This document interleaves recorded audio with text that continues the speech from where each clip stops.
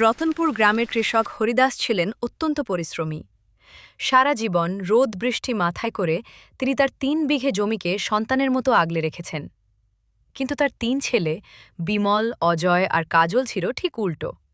তারা সারা দিন গ্রামের বটতলায় আড্ডা দিত আর বড়লোক হওয়ার স্বপ্ন দেখত, কিন্তু নিজের আঙুলটিও নাড়াত না। হরিদাস বুড়ো হয়ে যাচ্ছিলেন।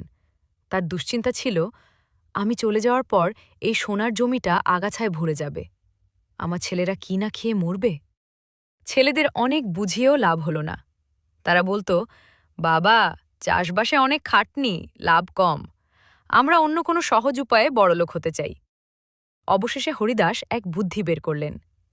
তিনি ছেলেদের ডেকে বিছানার পাশে বসালেন। অত্যন্ত দুর্বল গলায় বললেন, শোন তোরা, আমার সময় শেষ। তোদের জন্য একটা কথা খুব গোপন রাখা হয়েছিল। আমাদের ওই জমির এক কোণে আমি এক কলসি স্বর্ণমুদ্রা পুঁতে রেখেছিলাম। জায়গাটা ঠিক মনে নেই, কিন্তু তোরা যদি পুরো জমিটা ভালো করে খুঁড়িস তবে নিশ্চয়ই সেটা পাবি। ওটা দিয়েই তোদের সারা জীবন চলে যাবে।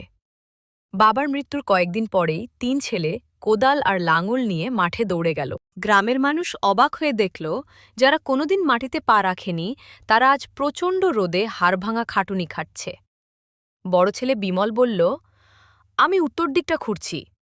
মেজ ছেলে অজয় বলল, আমি দক্ষিণ দিকটা দেখি। আর ছোট ছেলে কাজল মাঝখানের অংশটা খুঁড়তে লাগল। স্বর্ণমুদ্রার লোভে তারা মাটির এতটাই গভীরে খুঁড়ল যে জমির প্রতিটি ধূলিকণা ওলটপালট হয়ে গেল। কিন্তু দিন যায়, সপ্তাহ যায়, কোনো গুপ্তধনের দেখা নেই। পুরো ৩ বিঘে জমি খোঁড়া শেষ। ৩ ভাই ক্লান্ত, ধুলোয় মাখা এবং ভীষণ হতাশ। কাজল রেগে গিয়ে বলল, বাবা আমাদের ঠকিয়েছেন, কোথাও কোনো সোনা নেই।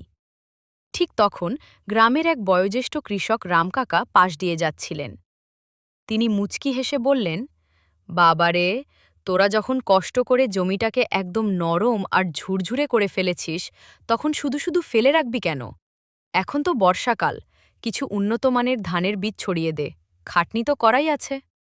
ছেলেরা ভাবল, এখন যখন মাটি খুঁড়েই ফেলেছি তখন চাষটা করেই দেখি। তারা সেরা মানের বীজ এনে জমিতে বুনল। কয়েক মাস পর দেখা গেল এক অদ্ভুত দৃশ্য। সারা গ্রামে হরিদাসের জমিটাই সবচেয়ে বেশি সবুজ হয়ে উঠেছে। যেহেতু মাটি অনেক গভীর পর্যন্ত খোঁড়া হয়েছিল, তাই গাছের শিকড়গুলো প্রচুর পুষ্টি পেল। শরৎকালে যখন ধান পাকল, তখন পুরো মাঠ মনে হচ্ছিল যেন সত্যি সোনা দিয়ে মোড়ানো। ধান বিক্রি করে তাদের ঘরে এত টাকা এলো যা তারা আগে কখনো দেখেনি। সবচেয়ে বড় কথা, গ্রামের সবাই তাদের পরিশ্রমের প্রশংসা করতে লাগল। তখন বড় ছেলে বিমল বুঝতে পারল এবং ভাইদের বলল, বাবা আমাদের মিথ্যে বলেননি। তিনি চেয়েছিলেন আমরা যেন এই পরিশ্রমের স্বাদটা পাই।